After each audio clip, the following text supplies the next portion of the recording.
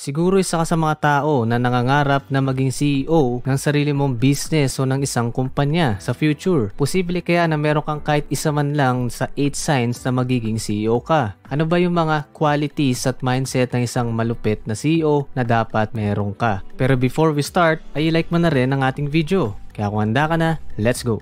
Number 1, isa kang leader. Ang sign na ito ang magsasabi na willing ka mag-take ng huge responsibility at i-lead yung mga tao sa paligid mo. Posible nung student ka pa ay hindi ka takot na maging leader sa mga projects at group activities. At nung working ka na, ikaw siguro yung tao na ayaw mong binubosi ka o na inuutos-utusan na lang. Kasi alam mo na hindi ganun yung tamang way ng isang leader. Alam mo na magkaiba yung pagiging bossy sa pagiging leader. Nagets mo na hindi ka dapat bossy, na ini-intimidate o tinatakot yung mga employees. Alam mo rin na mali yung puro puna lang at close-minded na mga boss. Kasi dapat ang isang leader, they inspire others to grow and learn. Ang leader ay willing ding magturo, supportive at makinig sa mga hinaing ng members. Ang isang leader rin ay kaya may pag-collaborate sa iba at hindi lang puro utos tapos wala namang alam sa trabaho. Isa kang tao na leading by example, meaning isa kang role model. Hindi ka pwedeng maging leader kung lagi kang late, pabaya ka, lagi kang walwal, at iba pang negative na qualities. Kung gusto mong maging maayos yung members mo, dapat ikaw rin mismo ay maayos. Number 2, proactive ka. Ang isang future CEO, they don't wait for things to happen. Tapos tsaka pa lang sila magre-react.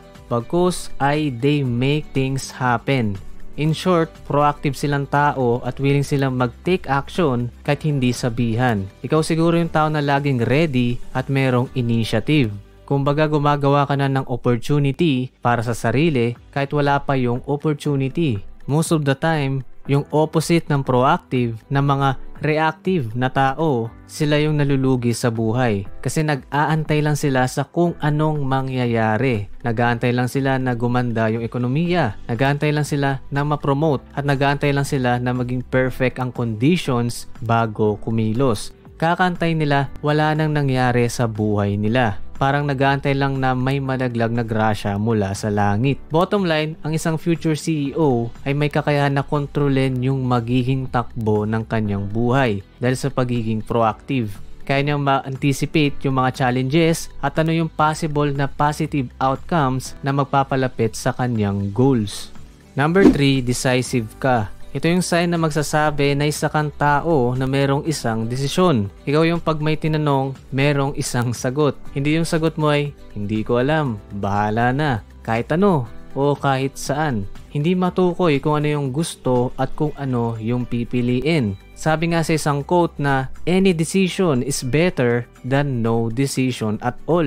Kasi kung magiging CEO ka, dapat decisive kang tao. Kasi garantisado na marami kang kakaharapin na mga complex at challenging na situations na nagre-require ng matinding decision making mula sa'yo. Tsaka kahit mali yung decision mo, kahit na nagkandaleche-leche pa yan, mas mainam na yon kumpara sa wala kang desisyon o kung wala kang action. Nagpapatunay lang ito na isa kang malupit na CEO dahil kaya mo pa rin makapag-decide sa kabila ng mga mahirap na senaryo. Kaya mong i-analyze at timbangin yung iba't ibang bagay na makakatulong sa decision making mo. Kapag decisive ka rin, napapalakas nito yung critical thinking mo sa mga bagay. Tapos na-empower nito yung kakayahan na mag-solve ng mga problems upang makagawa ng solusyon imbes na wala kang decision at puro ka in action kasi takot kang mag-fail. Number 4, hindi takot sa feedback. Kapag isa kang tao na hindi madaling ma-offend, open ka sa mga criticism at opinion ng iba, for sure na magiging CEO ka. Kumbaga willing mong tanggapin yung feedback ng tao sa'yo na magiging dahilan para mas maging better person ka. Ito yung mga criticism para mag-improve ka palalo at maging effective na leader. Marami kasing tao na close-minded. Ayaw nila na pinagsasabihan. Ayaw nila na pinapansin sila. Para sa kanila, sila lang yung laging tama at sila lang yung magaling. Kung isipin mo yung mga magagaling nga na atleta kahit MVP na yan, gold medalist, champion pa, bakit meron pa rin silang coach? Bakit meron pa rin silang mentors na pumupuna sa mga ginagawa nila? Paano ka nga naman gagaling kung hindi mo alam kung saan ka nagkukulang? Kung hindi mo alam yung dapat mong baguhin? At kung hindi mo alam yung dapat mong ginagawa? Diyan ka nga nagkaka-growth kapag willing kang tumanggap ng mga critical feedback sa ibang tao at nagpapakita din ito na isa kang good listener. Kaya nga laging may mga rating or survey sa mga business or services kasi kahit sila gusto pa nilang mag-improve. At bilang isang future CEO, dapat ganun ka rin lagi. Number 5, steady lang. Ang isang malupit na CEO dapat laging steady. Kumbaga yung emosyon ay hindi sobrang high at hindi rin sobrang low. Hindi sobrang saya at hindi rin sobrang lungkot. Dapat balanse lang. Kahit pa may mga krisis at matinding problema ay nananatiling kalmado. Dapat kontrolado mo lagi yung emosyon mo. Kasi kapag ang leader nyo is laging nagpapanik, laging galit o laging pasigaw, naapektuhan din ito yung members at yung business. Kaya yung mga tao nagiging ganun din. Lagi na rin nagpapanik, galit at pasigaw na rin sila. Nagagaya nila subconsciously yung leader.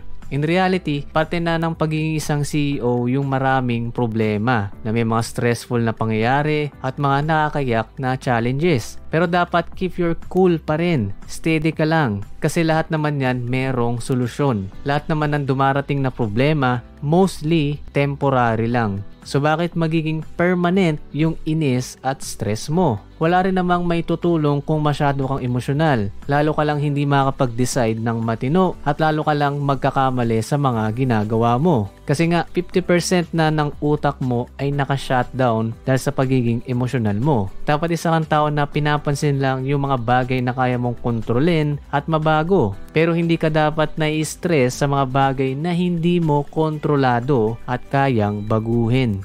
Number 6, good communicator. Isa itong sign na magsasabi na magaling ka may pag-usap sa ibang tao. Kumbaga kaya mong umintindi ng iba't ibang language. Hindi yung language na Mandarin, Nihongo, Spanish, yung mga ganun. Bagkus yung pagkakaiba ng bawat tao. Kaya mo mag-read ng people. Alam mo kung paano sila i-approach. Depende sa kung ano yung personality nila. Kasi may mga tao na gustong nasasabihan. Yung iba gusto ng tough love.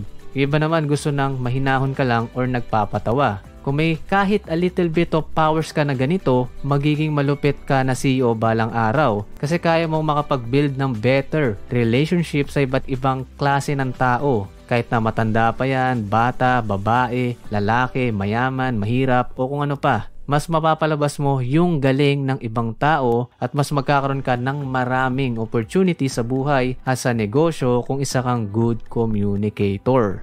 Number 7, coaching at coachable ka. Isa kang future CEO kung isa kang tao na willing magturo, mag-share ng knowledge, nagbibigay ka ng tips, at nagkukwento ng experiences mo sa buhay. Bilang isang CEO, dapat hindi ka madamot. Dapat willing ka to share. Dapat ini-empower mo yung ibang tao na gumaling pa at matuto pa sa ginagawa nila. Hindi mo dapat sinusolo lang yung praise tapos pag may problema, sinisisi mo naman sa ibang tao. Dapat kaya mong ma-inspire at ma-motivate yung ibang tao sa paligid mo na maging better sila. Idadagdag ko pa na kahit magaling ka na is dapat humble ka pa rin at willing maturuan. Dapat learner ka para lagi kang nag-i-improve sa mga ginagawa mo. Kapag binaliwala mo yung learning, mapag-iwanan ka ng ibang mga tao na gustong matuto at mag-improve sa buhay. May nabanggit nga sa isang research na ang average CEO ay nakakabasa ng 60 books per year para lang madagdagan yung knowledge nila.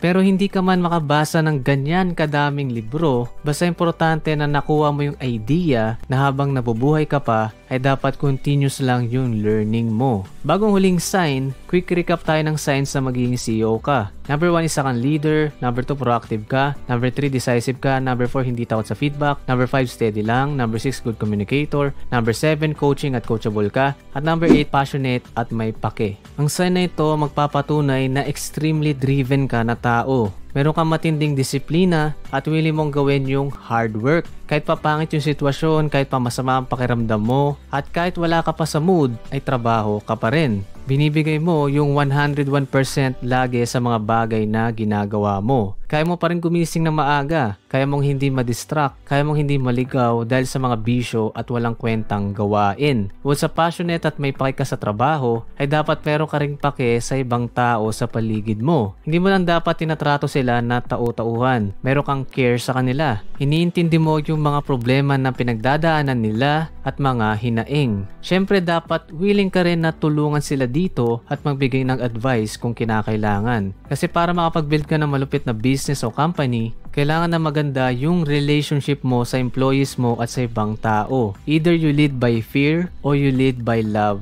and care. Ngayon, ilan dito yung mga signs na meron ka? Kung wala ka ni isang sign dun sa 8, wala rin namang problema. Dahil the more na i-develop mo at i-incorporate yung 8 signs na nabanggit na mindset at pag-uugali, ay the more nagaganda yung trajectory ng buhay at ng karir mo.